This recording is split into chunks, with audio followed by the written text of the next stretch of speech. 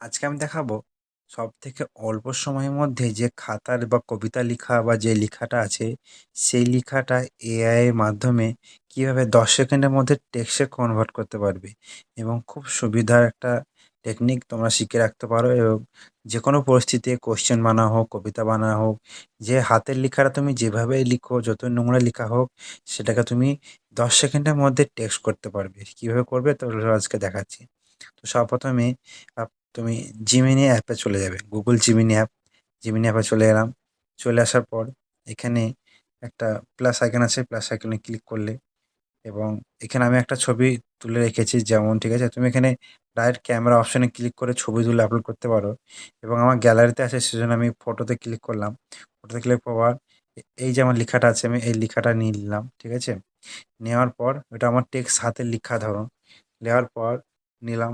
নেওয়ার পর এখানে একটা মানে সিম্পল একটা প্রম্পট লিখতে পারো, লিখে দেবে যে এই যে আমার হাতের লেখাটা আছে এই লেখাটা তুমি টেক্সট করে দাও এবং কোথাও যদি বানান ভুল থাকে সেই বানানগুলো ঠিক করে দাও। সিম্পল একটা লিখবে, প্রম্পট লিখবে, না হলে আমি প্রম্পটটা নিচে ডেসক্রিপশনে পিন করে দেবো, ঠিক আছে?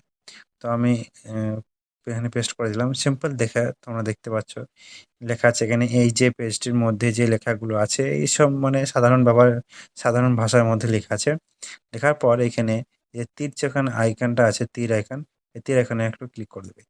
ক্লিক করার পর সাথে সাথে তোমার যে নেটওয়ার্ক স্ট্রং থাকে তাহলে 10 সেকেন্ডের মধ্যেই দেখতে পাচ্ছ পয়েন্ট বাই পয়েন্ট এই যে টেক্সটগুলো চলে এসেছে।